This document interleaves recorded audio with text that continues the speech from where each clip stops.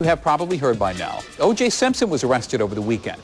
The former football star and one-time double murder suspect is accused of armed robbery in connection with thousands of dollars of sports memorabilia. Memorabilia Simpson claims belongs to him. Now, Simpson also claims no weapons were used in this. Police say otherwise. To flush this out for us is Joy. Joy?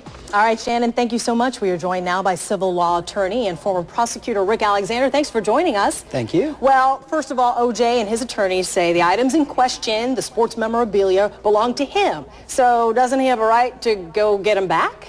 Not this way. He has a right to challenge it. He could have gone and knocked on the door and said, hey, I think you have some of my stuff that was taken from me, and, you know, ask them to explain and so forth. He could have contacted the police.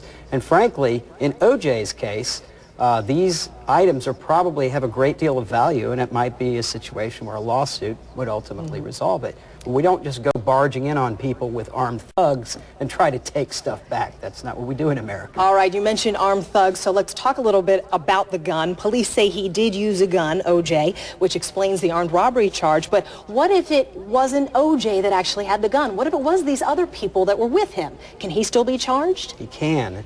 In America, almost all states, and I'm sure it's probably this, you know, apparently it's true in Nevada also, he can be charged under what we call a principal theory. The theory is that, you know, people go out and commit a crime, and a conspiracy, each one of them can be charged with the perpetration of the whole crime. So basically guilt by association, if you're with them and...